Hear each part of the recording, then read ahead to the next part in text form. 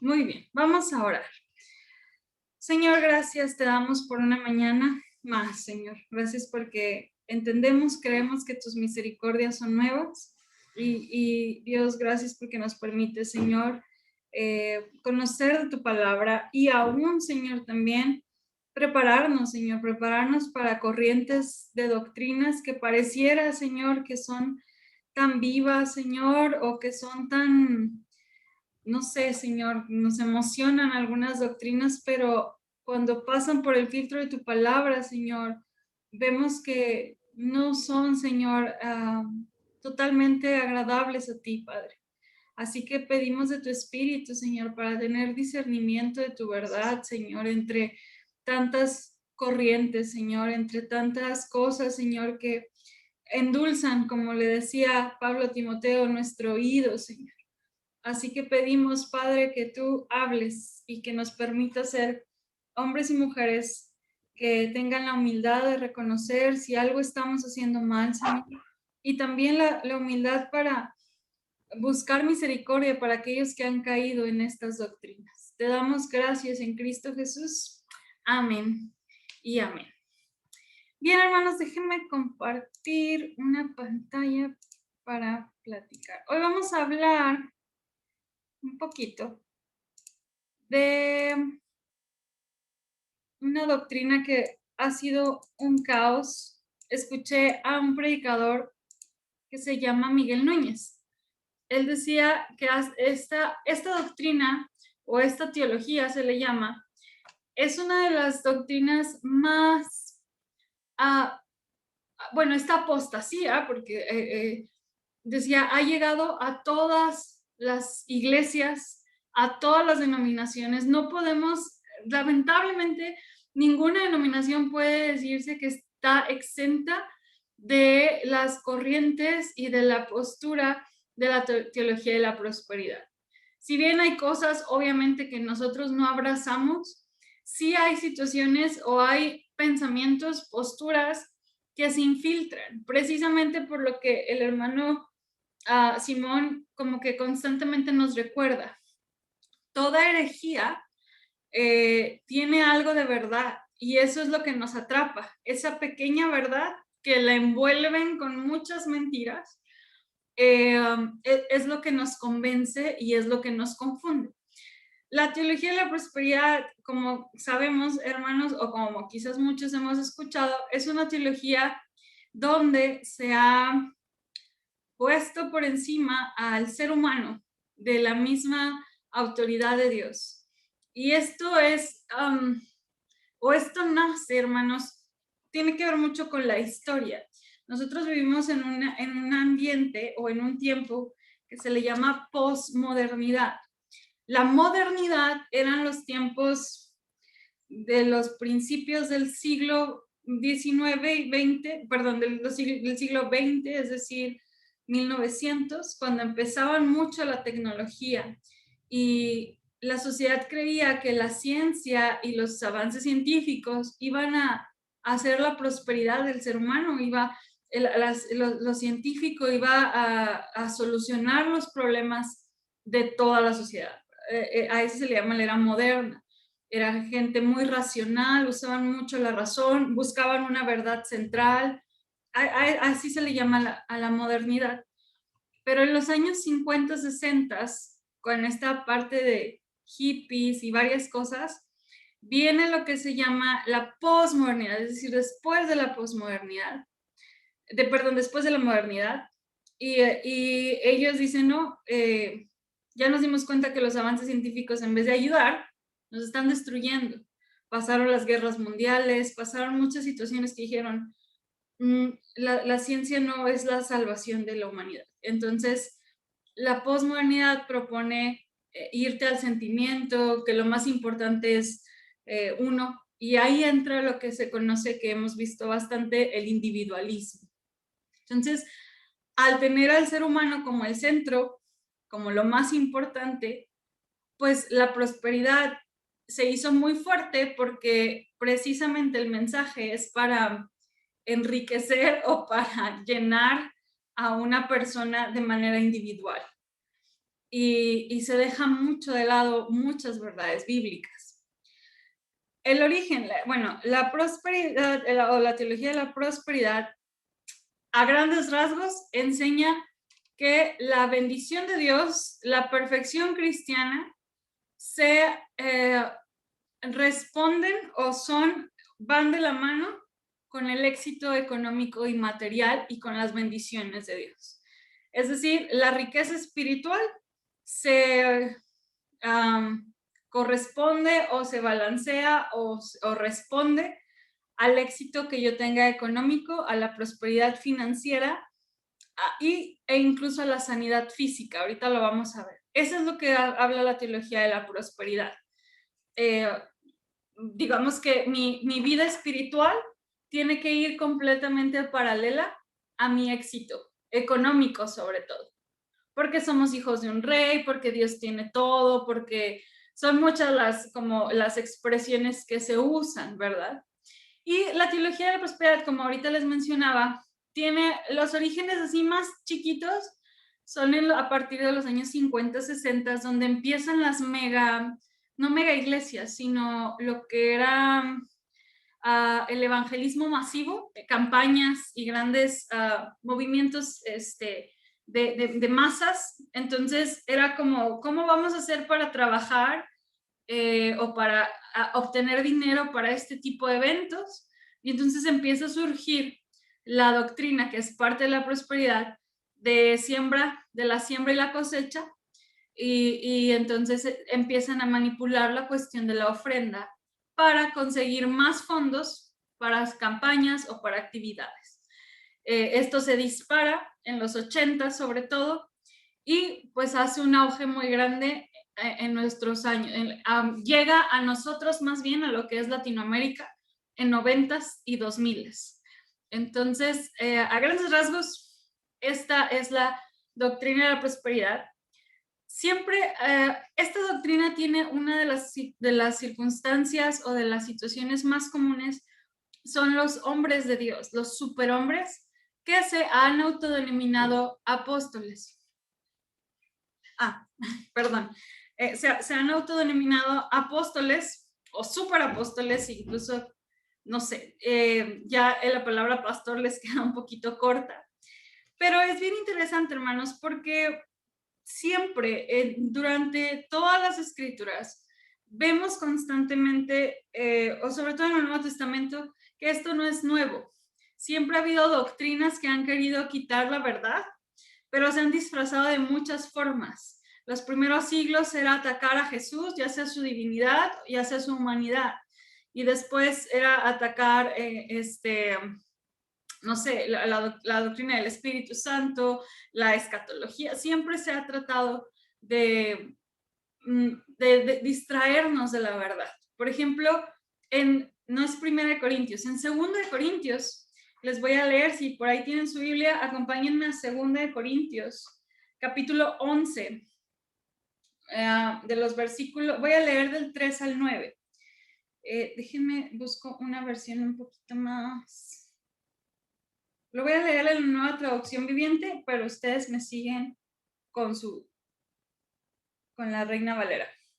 Dice: pero temo que de alguna manera su pura y completa devoción a Cristo se corrompa, tal como Eva fue engañada por la astucia de la serpiente.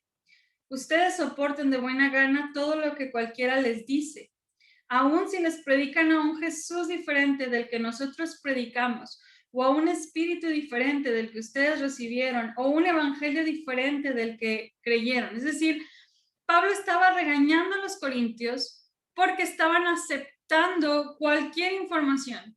Y Pablo regaña a la iglesia en Corinto porque dice: yo, apóstol de Jesucristo, nunca les cobré, nunca pedí finanzas, nunca hice. Viene alguien con un nuevo mensaje, con algo que está equivocado, y todavía les cobra y todavía le dan dinero. Entonces vemos que desde la iglesia en Corinto hay estas doctrinas, una de lucro y dos de gente que trastorna o que transforma la verdad a su conveniencia, ¿verdad? Y que la iglesia constantemente, de verdad, se inclina a ello. ¿Por qué? Porque son mensajes que nos gusta escuchar. Y ahorita vamos a ver un poquito de eso. Pasaba lo mismo en Gálatas, porque en Gálatas también Pablo, súper enojado, les dice, no puedo creer que ya los convencieron de algo nuevo. Estos hombres que se creen súper espirituales, que traen la santidad según ellos a tope, no puedo creer que ya los hayan convencido de otro evangelio. Entonces, vemos que las falsas doctrinas, hermanos, las nuevas teologías, siempre han existido, siempre han estado de diferentes sabores y colores, pero siempre han estado. Muy bien.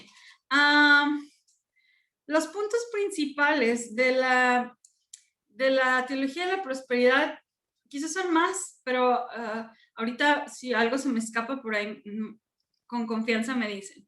Pero uno de ellos es la sanidad divina, es decir, si nosotros oramos con fe, Dios nos tiene que sanar. Y digo así las palabras, Dios nos tiene que sanar. Si alguien no sana, siempre la justificación es que no hubo fe o que estamos en pecado. Es decir, el pecado es sinónimo de la pobreza. O sea, si yo tengo dificultades económicas, es porque estoy en pecado o porque acarreo una maldición, etcétera.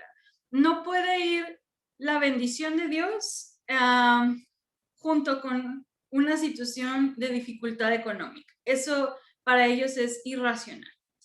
Otra es que Dios desea que todos los creyentes prosperen financiera, física y espiritualmente.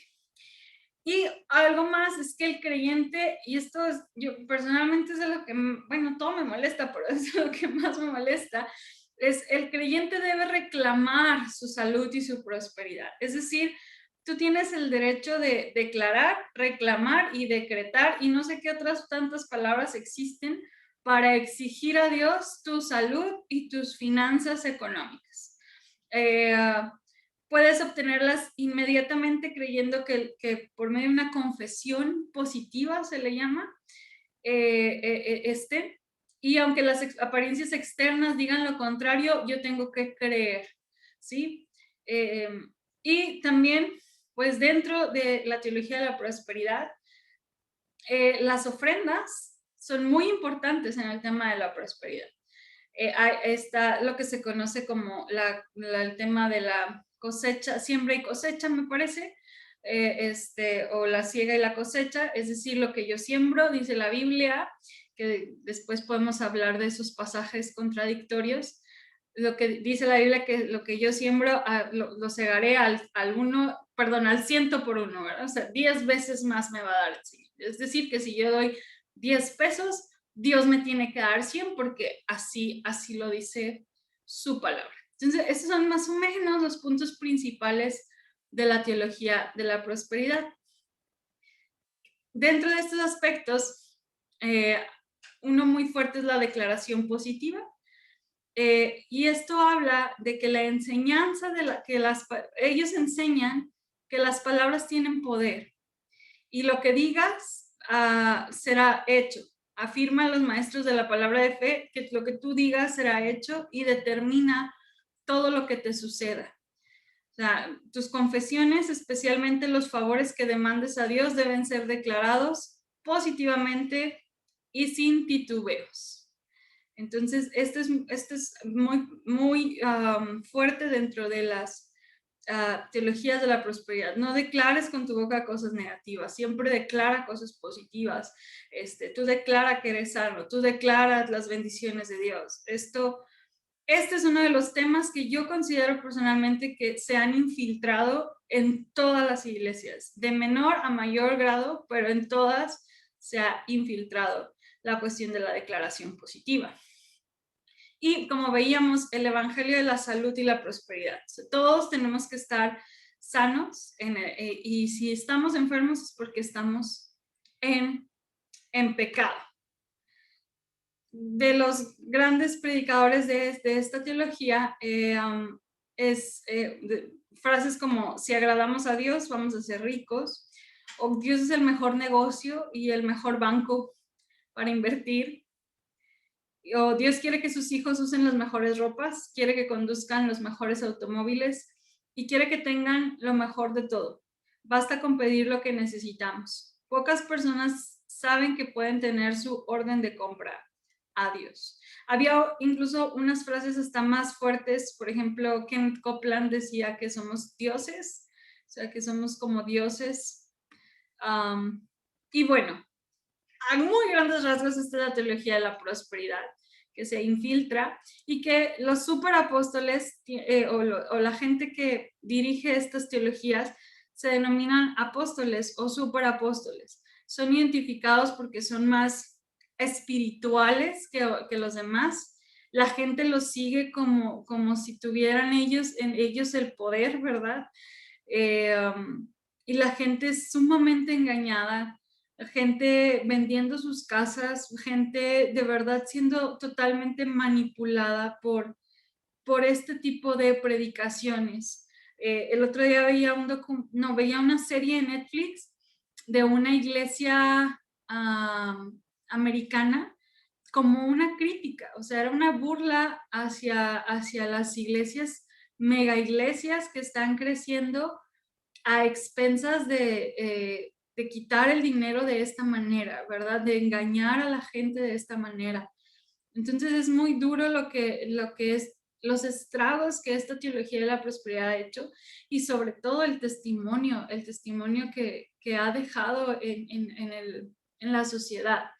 Tengo amigos que no son cristianos. Hace unos años, tuve como un reencuentro con mis amigas de secundaria y pues cada quien, ¿no? Poniéndonos al tanto de nuestras vidas y así. Y me acuerdo que pues mi turno, ¿no? ¿Y a qué te dedicas, Ana? ¿Y qué estás haciendo? Y así. Y ya mis amigas no son cristianas. Y entonces yo les dije, yo soy pastor, estudié teología y bla, bla, bla. Y entonces la reacción de dos de ellas fue, entonces has de tener un chorro de dinero. O sea, esa fue su reacción. Dice, pues le quitas un chorro de dinero a la gente, ¿no?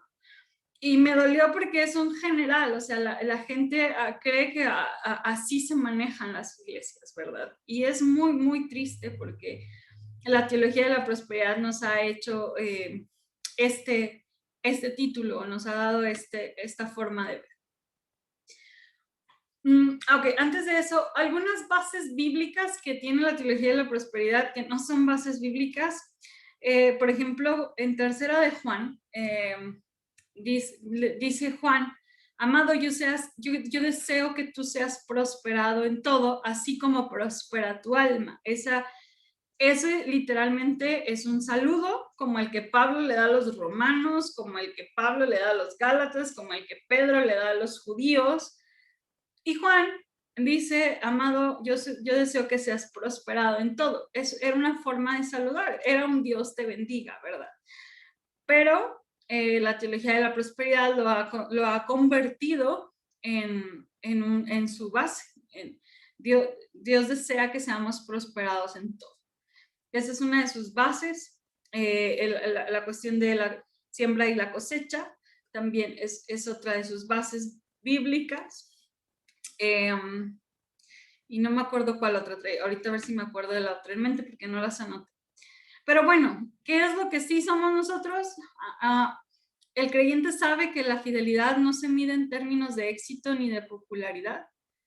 Hay un libro que hace poquito mi esposo lo estaba leyendo, yo lo leí hace varios años, que se llama Dios tiene un propósito para tu vida. Y luego abajo dice el mito de la predicación moderna, ¿no?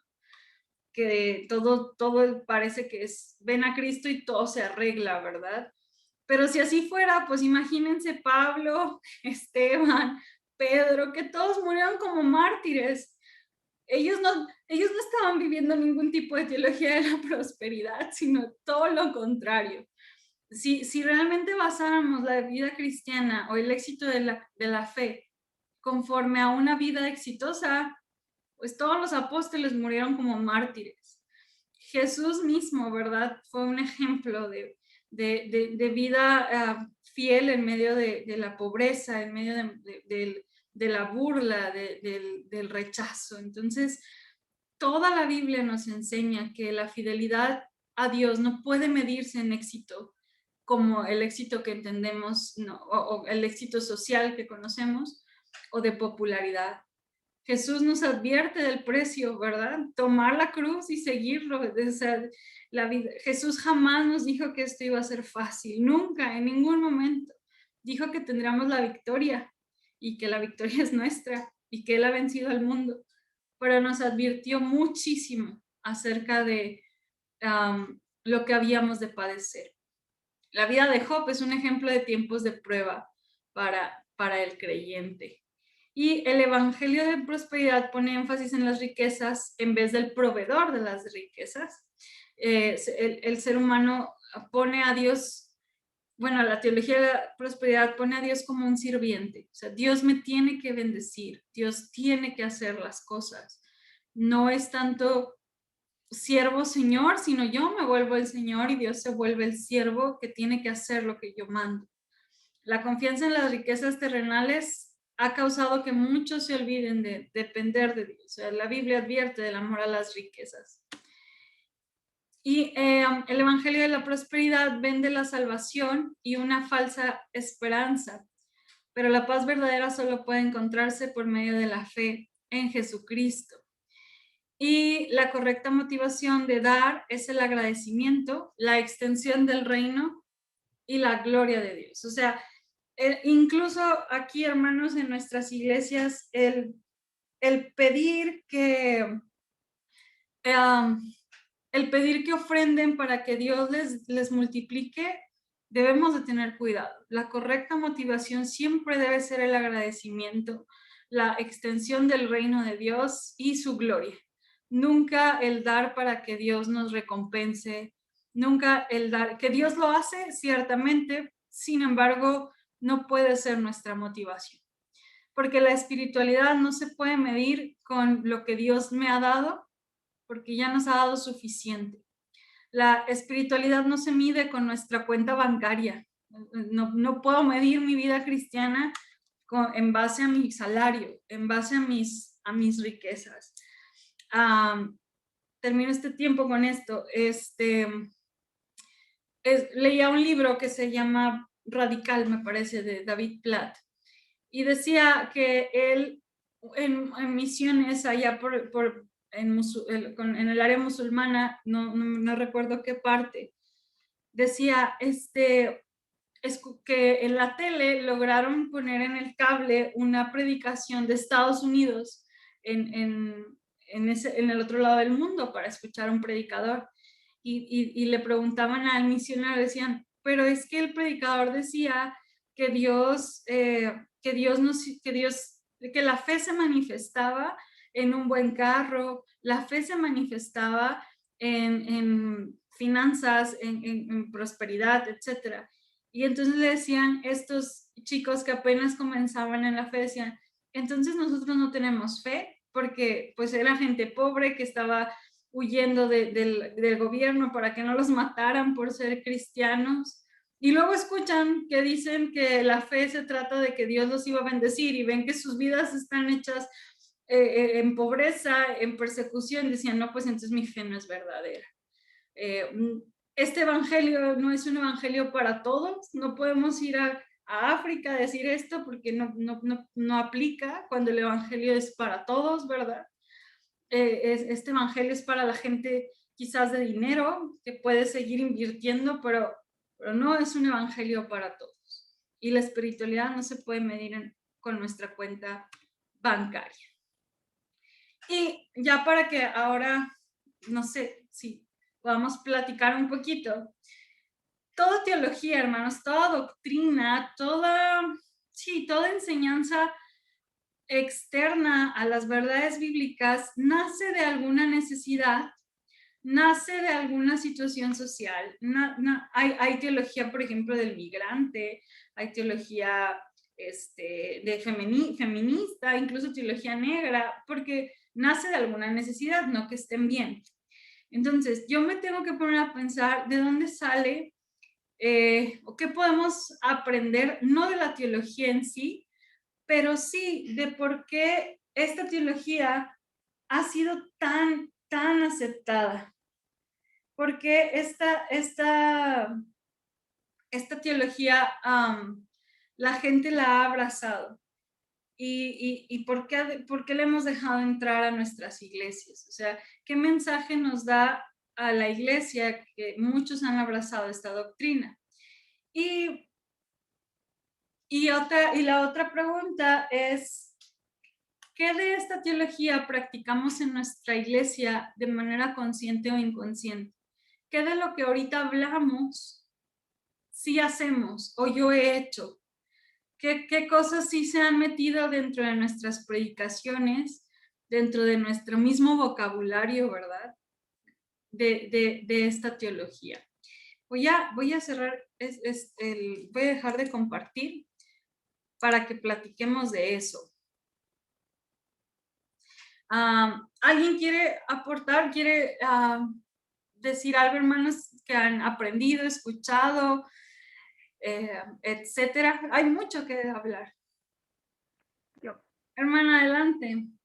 Sí, yo quiero nada más hacer una pequeña aportación. Yo creo que un ejemplo muy grande lo tenemos con la Iglesia Universal del Reino de Dios, que pare de sufrir, y que ellos han de estar asesorados por psicólogos de la mercadotecnia, o yo no sé cómo, porque ellos aprovechan los tiempos de la gente o del día en que la gente que tiene problemas, la gente angustiada con ansiedad, con problemas, no puede dormir. Eso de las 12, 1 de la mañana, donde la gente con todo ese tipo de situaciones está despierta porque todo eso no lo deja dormir. Entonces ellos aprovechan la vulnerabilidad de la gente introduciéndose a esa hora. Y entonces ellos despliegan todo lo que traen y es como entran y la gente cree y la gente se engancha y todo.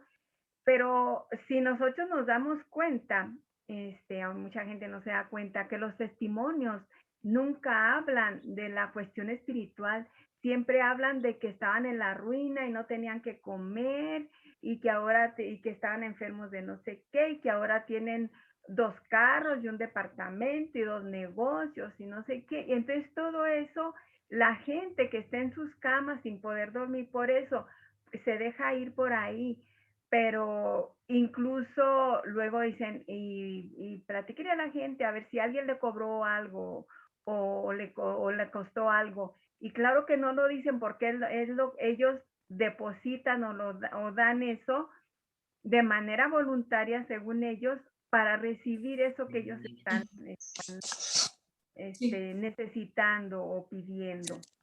Entonces a mí a mí como psicólogo me interesa esa parte de que cómo aprovechan esa parte del día de la gente que está tan ansiosa y con insomnio por todo eso que está pasando y cómo se meten. Claro, yo nunca me había puesto a pensar en eso. Yo pensé que era por, no sé, no les alcanzaba para pagar un horario más, más temprano, pero no, qué interesante. O sea, es que es toda una manipulación emocional. Y sí, justamente estas teologías llegan a nuestra necesidad personal. O sea, ¿quién no va a querer estar mejor económicamente? ¿Quién no va a querer estar sano, verdad? ¿Quién no va a querer estar en una mejor posición, verdad? Y luego si me dicen que soy hija del rey, que yo debo vivir así, pues claro, o sea, yo merezco. Entonces es toda una manipulación muy fuerte que venir a presentar el evangelio de pagar el precio se vuelve muy contradictorio ante una teología como esta. Entonces sí, es muy interesante y muy lamentable. El libro que me dejó el hermano Chaires decía que lo primero que hemos de preguntarnos no es que en qué han errado ellos, sino en qué hemos errado nosotros. ¿Qué elemento de verdad hemos descuidado? Y ahora constituye la fuerza de esos movimientos. Parte del atractivo de estos movimientos está en que trabajan entre el pueblo dolido y oprimido y que sus promesas, con todo y ser falsas, le dan esperanza al pueblo. Y sin esperanza no se puede vivir. Entonces, esta manipulación de esperanza es la que ha llegado al corazón y mente, y nosotros tenemos que hacer un trabajo importante de la esperanza. Gracias, hermana Martina. No sé si alguien más, hermanos, tenga preguntas, comentarios. Pablo, por ahí, creo que el hermano Memo quiere hablar. Tengo aquí que, como no tenemos Pro, el Zoom Pro, se va a acabar pronto la sesión, pero está bien, más o menos acaban en 40 minutos. Adelante, Memo. Yo cuando inicié mis primeros pasos en la iglesia, bueno, cuando regresé, porque, bueno, es una historia muy larga, pero cuando regresé, vamos a buscar al Señor y a congregarme y todo, yo desafortunadamente caí en una iglesia que es secta, precisamente secta de la prosperidad. Yo caí en esa secta y sinceramente yo estaba muy confundido y yo luché mucho luché para poderme estabilizar y poder comprender y poder entender cómo está la situación realmente y me estoy muy confundido. Sí, claro, confundemos. Sí, pero ya gracias a Dios pues ya he comprendido que lo que el Señor busca de nosotros es nuestros corazones, no lo que tengamos, ni lo físico, ni cómo tengamos, si estamos sanos, enfermos o qué, no. Lo que importa es el corazón, un corazón contrito y humillado, un corazón que alabe a Cristo, un corazón entregado al Señor, arrepentido. Dios busca que vino a salvar a los pecadores, no a prosperar a los pobres, no, a salvar a los pecadores. Claro. Sí, gracias, Memo, por la experiencia. Yo creo que todos en algún momento fuimos impactados o nos llevó, o muchos de nosotros. Yo recuerdo que mi mamá, cuando empezó el canal Enlace, ella ya traía su sobrecito para ir a ofrendar y nunca sabía, o sea, no eran fechas. Yo estaba chiquita, yo tendría hace como 20 años, yo creo. Y mi mamá decía, es que ahí dicen que si yo doy, Dios me va a dar, o sea, y sí, Dios es así, ¿no? Y de alguna manera, o sea, cuando empezó a jalar a mucha gente, o sea, engañó a mucha gente, como la misma Biblia dice, que muchos caerán. Entonces, no nos sintamos exentos, más bien tengamos la humildad siempre de todo filtrarlo por la palabra de Dios, y si algo no cuadra, que el Espíritu Santo, yo creo que el Espíritu Santo está obrando en nosotros para doctrinas como esta. Entonces, debemos de tener cuidado. Hermanos, me quedan 3 minutos para no hacerlos volver. No sé si hay una última pregunta o comentario. No. Bueno, pues déjenme orar bien rápido y nos vemos a las 12 en el culto. Los esperamos a todos. Así que vamos a orar para terminar. Señor, gracias te damos por este espacio, gracias por este tiempo, gracias, Señor, porque es tu luz quien nos ilumina. Dios, te ruego 2 cosas, Señor. La primera es que tú nos permitas ver en qué hemos errado para que estas doctrinas sean, Señor, tan aceptadas entre la iglesia, Señor. Permítenos saber y entender, Dios. Y también, Dios, te ruego que si en nosotros hay algunas actitudes o enseñanzas, Señor, que no van, Dios, de la mano con tu palabra, que tu Espíritu Santo habla en nuestra vida, Señor. Te lo ruego, Señor, en Cristo, y te pido que traigas a mis hermanos con bien. En Cristo Jesús. Amén y amén. Bueno, hermanos, nos vemos ahorita. Que el Señor les bendiga y estamos despedidos. Que tengan un buen trayecto a casa, aquí a su casa. El Señor les bendiga.